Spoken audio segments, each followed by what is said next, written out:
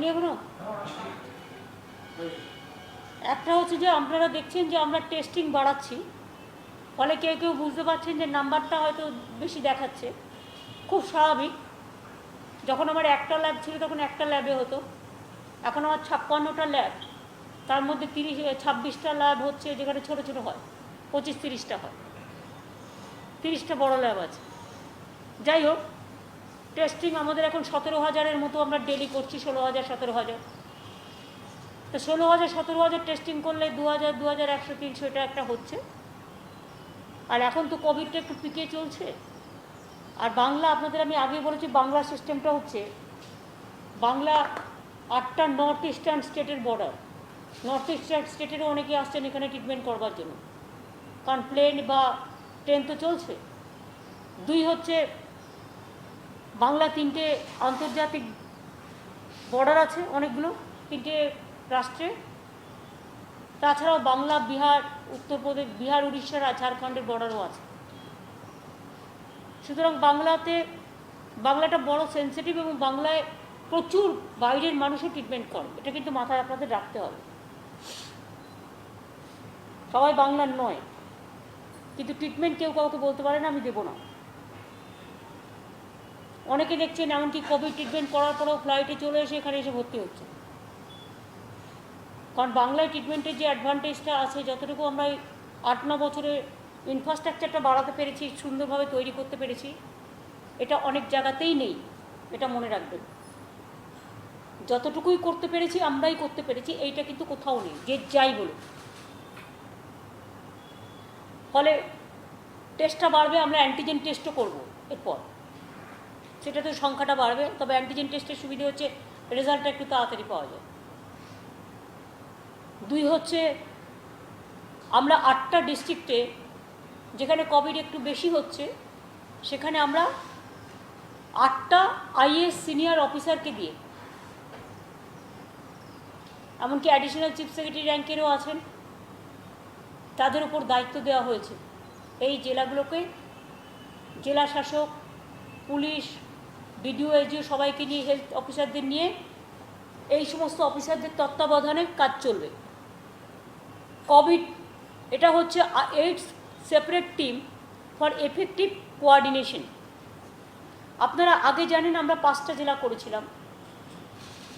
একটা কলকাতা, যেখানে home secretary আলাপন বন্দ্যোপাধ্যায়কে দায়িত্ব দেওয়া হয়েছিল, সেটা আছে এখনো। 2 হচ্ছে হাওড়া আমরা দায়িত্ব দিয়েছিলাম রাজেশ পান্ডেকে। নর্থ 24 পরগনা আমরা দায়িত্ব দিয়েছিলাম মনোজ পন্তকে। সাউথ 24 পরগনা আমরা দায়িত্ব দিয়েছিলাম নবীন প্রকাশকে। আর হুগলি আমরা দায়িত্ব দিয়েছিলাম মনীষ জৈনকে। আজকে যে 8টা সেপারেট টিমের কথা বলা হচ্ছে, এখানে কোভিড ইনফ্রাস্ট্রাকচার আগমেন্ট টিম, কী লাগবে না লাগবে, কাল হয়তো আরও 2টো বেশি হসপিটাল লাগতে পারে, 2টো বেশি চেক হোম লাগতে পারে, সেই জন্য এই আগমেন্টেশন যে টিম, কোভিড ইনফ্রাস্ট্রাকচার তৈরি করার ব্যাপারে মনোজ পান্তকে দায়িত্ব দেওয়া হয়েছে। Testing labs team Vinod Kumar আইএসকে, সাপোর্টেড বাই শারদ দ্বিবেদী আইএস, দায়িত্ব দেওয়া হয়েছে। Safe home team Soumitra Mohan আইএসকে দায়িত্ব দেওয়া হয়েছে। Dead body disposal and cremation team Vinod Kumar IAS এবং পুলিশ কমিশনারও আছে, কলকাতা কর্পোরেশনের কমিশনার আছে, তাদের দায়িত্ব দেওয়া হয়েছে। COVID management team Subhanjan Das আইএসকে দায়িত্ব দেওয়া হয়েছে। Tele services team COVID helpline Sanjay Bansal আইএসকে দায়িত্ব দেওয়া হয়েছে। ডেটা ম্যানেজমেন্ট টিম সুমিত গুপ্ত আইএসকে দায়িত্ব দেওয়া হয়েছে। কোভিড ওয়ারিয়ার ক্লাব টিম মহুয়া ব্যানার্জিকে দায়িত্ব দেওয়া হয়েছে। এটা আমি সম্মুখে বলবো, পরে করে দিয়ে দিও সবাইকে। হ্যাঁ, এছাড়াও মাল্টিপারপাস কোভিড হেল্পলাইন, এটা আপনাদের বলবো যেটা টেলিমেডিসিন ফেসিলিটিসের জন্য। এটা যদি বারবার করে আপনারা চ্যানেলগুলোতে দেখান দয়া করে। আর আপনারা তো কাগজ বিক্রি করেন, ফার্স্ট পেজে একদম মাথার উপরে যদি ছোট্ট করে একটু দিয়ে দেন হেল্পলাইন, যদি কারো কোনো প্রয়োজন হয়, এটা একটা সোশ্যাল ওয়ার্ক আপনাদের হয়ে যাবে। তাতে হচ্ছে 24/7 telemedicine facility for Covid, ambulance provision, admission যাদের যাদের রিকোয়ারমেন্ট আছে ইন গভর্নমেন্ট হসপিটালস। তার হেল্পলাইন নাম্বারটা হচ্ছে 1800-313-444-222। এটা টোল ফ্রি নাম্বার। এখানে প্রায় 60-70টা ফোন থাকবে একসাথে। আবার নাম্বারটা বলি, 1800-313, মুখস্থ করে ফেলুন, 1800-313-444-222। এখানে ফোন করলেই অ্যাম্বুলেন্স সাপোর্ট লাগলে বা টেলিমেডিসিন ডাক্তারদের কোনো পরামর্শ নিতে হলে, কার ভর্তি হওয়ার প্রয়োজন, কার বাড়িতে থাকার প্রয়োজন, কার এমার্জেন্সি নেই, তারা বলে দেবে। এটা 24/7 চলছে। Managing critical covid patients, covid patient management system, এটা 31শে জুলাই থেকে আর একটা চালু হচ্ছে। মানে আপনারা জানেন কোভিড হয়তো পরে হয়েছে, তার আগে কোনো কিডনি ডায়ালিসিস প্রবলেম আছে বা কমোডিটি যেমন হার্টের প্রবলেম আছে বা নিউমোনিয়া আছে বা বঙ্কাইটিস আছে, নানা রকম আছে এটার জন্য। এছাড়াও online monitoring of about 1200-1400 patient in different government and private hospitals, 24/7 monitoring by experts, এটা স্বাস্থ্য ভবনে চলছে। Report of every critical patient directly on this portal, guidance to attending doctor, এইগুলো সব কিন্তু 31শে জুলাই যেটা চালু হবে সেগুলোর মধ্যে থাকবে। আর একটা জিনিস আমরা করছি, কেউ মারা গেলে হয়তো মৃত অবস্থায় হাসপাতালে নিয়ে এসছে, তার টেস্ট রিপোর্ট যদি আগেও করেও থাকে তার জন্য ওয়েট করবে না। ICMR-এর যে গাইডলাইন্স অনুযায়ী তাকে ডেড বডি দেওয়া হবে। কোভিড পেশেন্টদের জন্য যে প্রোটোকল মেনটেন করা হয়, সাসপেক্টেড কোভিড হলেও তাকে ওয়েট করতে হবে না, এবং মৃত্যুর পরে তাকে টেস্ট করার ব্যাপারটা থাকছে না। মৃত্যুর আগেও যদি সাসপেক্টেডও থাকে, ডেড বডিটা বাড়ির লোক পাবে। কোভিড প্রোটোকলে যেরকমভাবে দেওয়া হয় সেই সিস্টেম অনুযায়ী দেওয়া হবে, যাতে তারা তাদের অধৈর্য হয়ে অপেক্ষা করতে না হয়। মারা গেছে পেশেন্ট, তারপরে কবে পরীক্ষা হলো, তারপরে 3 দিন বাদে রিপোর্ট এলো, এটার জন্য এটা একটা মানবিক সিদ্ধান্ত নেওয়া হয়েছে। এবার আসছি আমি হাই রিস্ক ডিস্ট্রিক্টগুলো তো বলেই দিয়েছি কারা কারা দায়িত্বে আছে, আলাপন বন্দ্যোপাধ্যায় সহরাচার্য। এবার আমরা যেটা আসছি সেটা হচ্ছে যে আমরা বলেছিলাম গতকাল বলবো, গতকাল PM-এ মিটিং ছিল বলে বলা হয়নি, তাই বলছি। লকডাউনটা আমরা আবার 31 আগস্ট পর্যন্ত কন্টিনিউ করছি।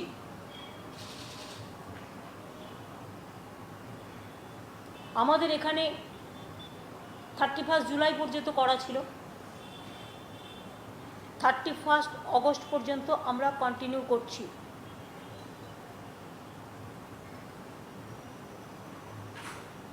যেমন লকডাউন থাকে প্রত্যেকটা জায়গাতেই সকাল 10টা থেকে সকাল 5টা পর্যন্ত, সেটা কিন্তু থাকবেই, দ্যাট ইজ কল লকডাউন।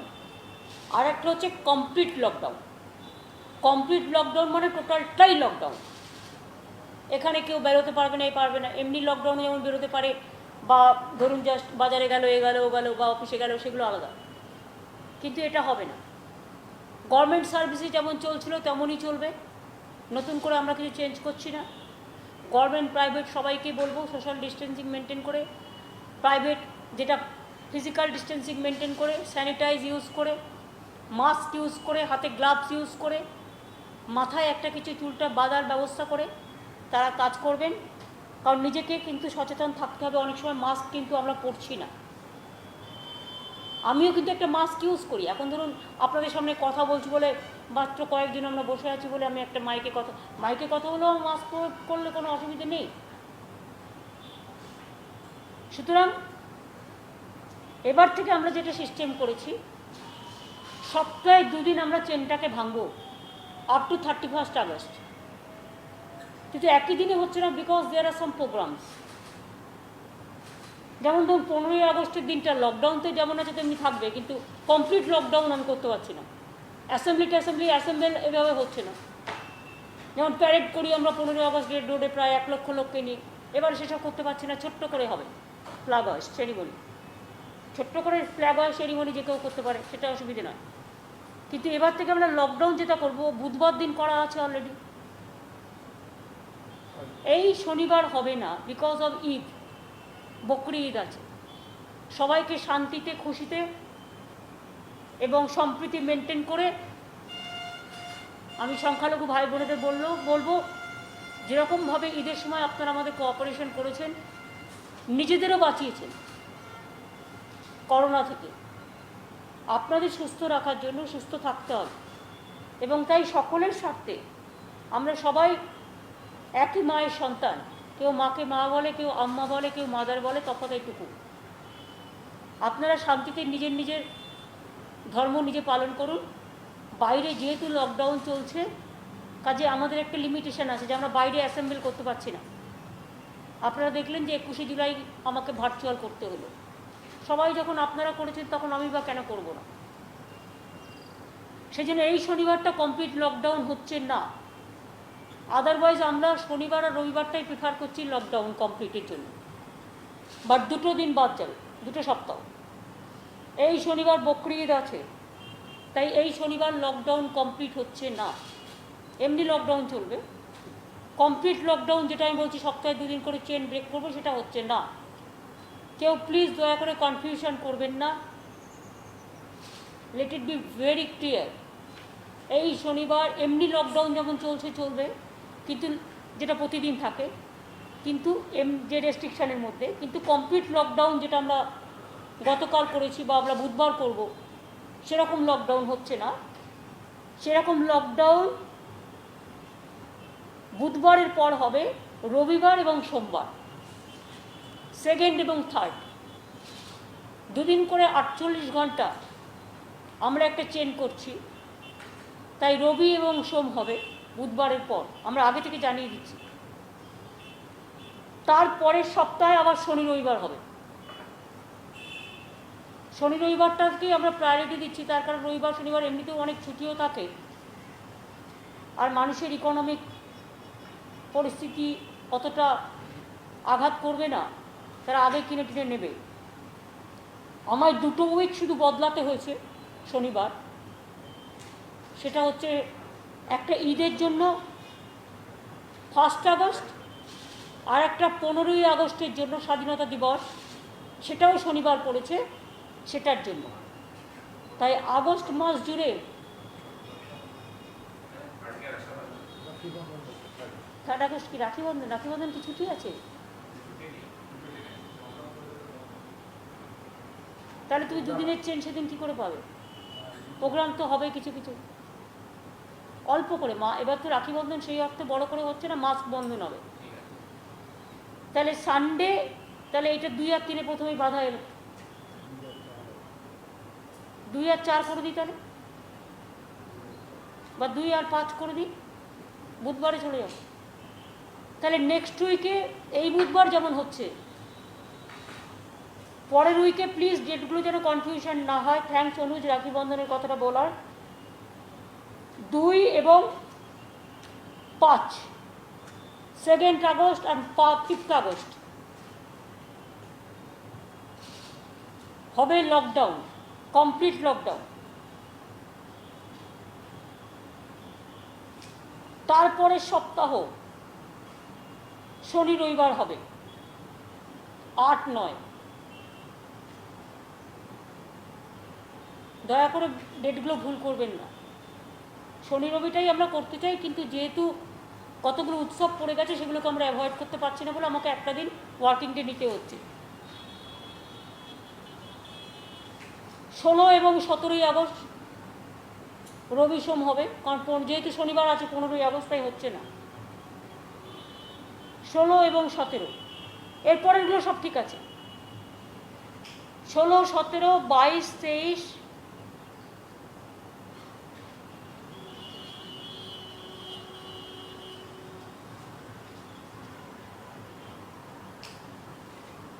22, 23 কী করে হলো গৌতম দা? স্যাটারডে তো 22, শনি রবি তো 29, 30। তাহলে পরপর 3টে সপ্তাহ কিন্তু শনি রবিবারই আছে, লাস্টের দিক থেকে যদি দেখেন, শেষের দিক থেকে। শুধু 2 আর 3, 2 আর 5 হবে, 3 না সরি, 2 আর 5 সানডে এবং 5th সানডে, যেহেতু থার্ড রাখি বন্ধন আছে, তাহলে এই উইকে হচ্ছে বুধবার আর রবিবার। বুধবার তো আগেই বলা আছে, রবিবার হবে। তারপরের উইকে হবে, রবিবারটা কম্পালসারি থাকছেই, 5 হবে, রবি আর সোম, এই রবি আর বুধবার, রবি আর বুধ, আবার বুধে চলে আসছে।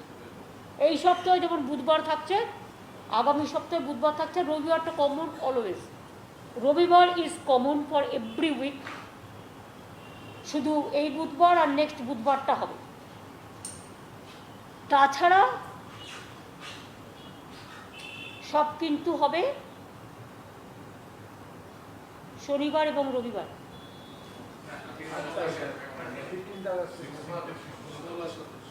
15 আগস্টটা বাদ দিয়ে 8-9তে শনি রবিবার, 8-9 শনি রবি, আর 16-17 হচ্ছে রবি সোম, 22-23 কি বার হচ্ছে শনি রবি। গৌতম দা কি করেছেন বলুন তো? পুরো উল্টো পাল্টা করেছেন, কখনো করেন না আপনি, দেখুন আপনি সানডে লাগিয়ে দিচ্ছেন। রোববারটা সব জায়গাতেই হচ্ছে, 16 তারিখে রবিবার আছে। Every Sunday, all Sunday is day, শুধুমাত্র চেঞ্জ হচ্ছে 2 না, সানডে তো সানডে থাকছে। 1 আগস্ট এবং 15 আগস্টের জায়গায় বুধবার হচ্ছে। একটা বুধ একবার, একটা সোম। এটা ভালো করে তৈরি করুন, আবার ভুলভাল হয়ে যাবে না, আমাকে তৈরি করে দিন। এখানে কি করেছেন দেখুন, নিজে দেখে নিন, দেখে নিন, তৈরি করে দিন। বাচ্চা এটা দেখবেন না, এটা আমাকে তৈরি করে দিয়েছিলেন, ভুলভাল পড়ে যাচ্ছে। লেখো, up to 31 August every Sunday complete lockdown, একদম সিম্পল হয়ে গেল। আর 2টো দিন শুধু চেঞ্জ হচ্ছে, বকরি ঈদের জন্য রবিবার আর সোমবার হচ্ছে, শনিবারেরটা সোমবার হচ্ছে রবিবারের সাথে, আর 15 আগস্টের জন্য আর রাখি বন্ধন আছে যেহেতু,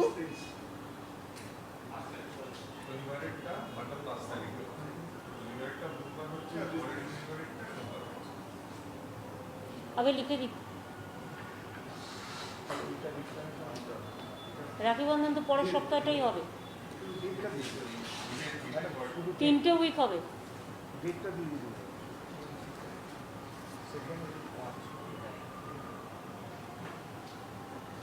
ফার্স্ট উইকের 2nd এবং 5th একটু ভালো করে লিখে নিন তো। ফার্স্ট উইকের 2nd এবং 5th, যেহেতু থার্ড রাখি বন্ধন আছে আর ফার্স্ট ঈদ বকরি ঈদ আছে, প্রত্যেক রবিবার থাকছে, সাথে একটা করে দিন অ্যাড হচ্ছে। তাহলে প্রথম উইকে অ্যাড হলো 2ndের সাথে 5th, 2nd উইকে 8-9, কোনো অসুবিধে নেই। থার্ড উইকে 15 আগস্ট আছে বলে 16-17 সোম, রবি সোম। পরের উইকে 22-23 শনি রবি, তারপরের উইকেও 29-30 শনি রবি। শুধু 2টো চেঞ্জ হচ্ছে, একটা 15 আগস্টের জন্য আর একটা বকরি ঈদ রাখি বন্ধনের জন্য। একটা সোমবার হবে, একটা বুধবার হবে, পরপর 2টো উইক, নেক্সট পরপর 2টো উইক। আবার বলি, আর বলতে হবে, ভালো করে বলে দিচ্ছি। নেক্সট উইকে বুধবার বন্ধ আছে, রবিবার দিনও বন্ধ হবে, কমপ্লিট লকডাউন। তারপরে 5 তারিখে হবে,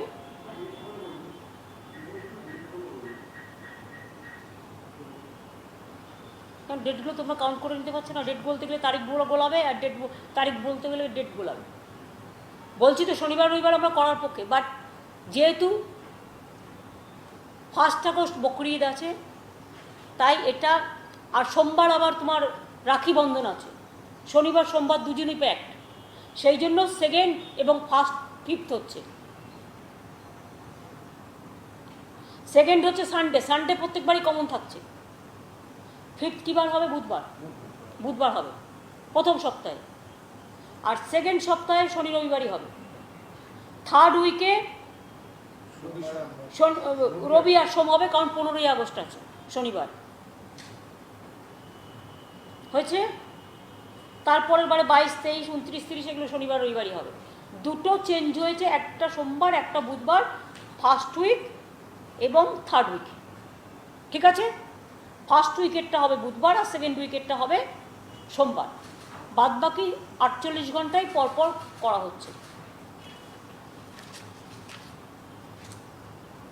আবার যেন ভুলভাল না করে, ওরা তো নোটিফিকেশন করবে, গভর্নমেন্টে দেখতে পাবে, আমি বলে দিয়েছি, যেন লোকের কাছে ভুলভাল না যায়। আমি কিন্তু অনেকবার করে বললাম।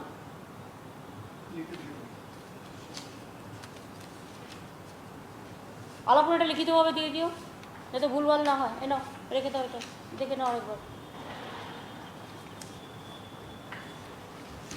আর স্কুল কলেজ এখন বন্ধ থাকবে বা ইনস্টিটিউশন।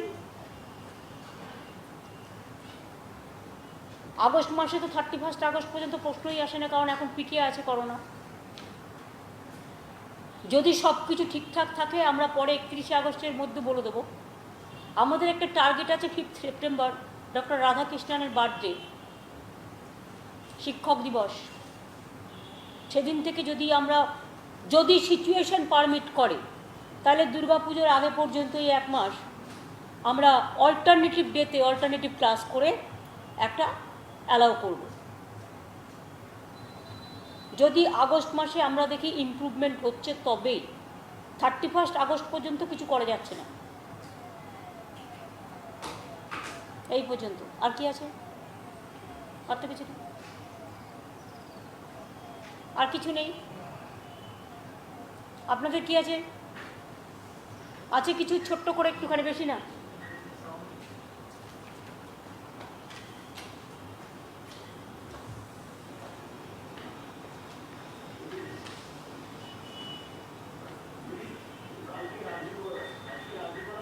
এসব কথা নিয়ে আমি আলোচনা করব না, প্লিজ।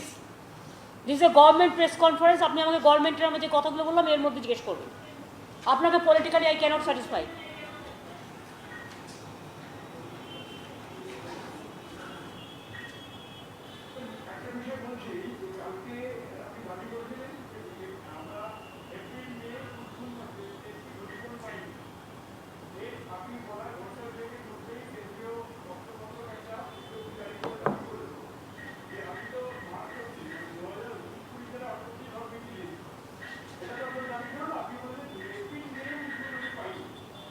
হ্যাঁ, আমরা পাইনি। 4,000 কত কোটি টাকা আমরা পাইনি, যেটা হচ্ছে আমার জিএসটি দেওয়ার কথা ছিল জুনের মধ্যে, দেয়নি তো, পাইনি আমরা। প্লাস আরও 53,000 কোটি টাকা পাই, সেটাও পাইনি। প্লাস আমফানের 1 পয়সাও পাইনি এখনো পর্যন্ত, ওই 1,000 কোটি টাকার পর। প্লাস এফআরবিএম যেটা আমরা বলেছি 2 থেকে, যেটা 3 থেকে 5 করা হলো 2%, সেটার মধ্যেও 0.5% ছেড়ে দিয়ে বাদ বাকিটা এমন কন্ডিশন দিয়েছি যাতে কেউ করতে না পারে। সেটার লাভ কি? আমরা সেই জন্য বলেছি কন্ডিশনটা উইথড্র করতে। আর আমরা পরীক্ষার্থীদের ব্যাপারে বলেছি যে এইভাবে এখন পরীক্ষা নেওয়া সম্ভব নয়। যেটা আমরা বলেছি যে ইউজিসি আগে যে অর্ডারটা করেছিল সেই অর্ডারটাকেই ক্যারি করা উচিত। তার কারণ হচ্ছে এখন ওই আমরা সেমিস্টার বলে দিয়েছিলাম যে একমাত্র ওরা আগের পরীক্ষার ভিত্তিতে, যেটা আগে বলা হয়েছিল আগের মানে ওদের অ্যাডভাইজারি অনুযায়ী এপ্রিল মাসে, সেটাকে বজায় রাখতে। ছাত্রছাত্রীদের ব্যাপারটা দেখতে হবে। আর কি? আর কিছু নিয়ে অনেক পেয়ে গেছেন, ভালো করে করুন। Thank you so much.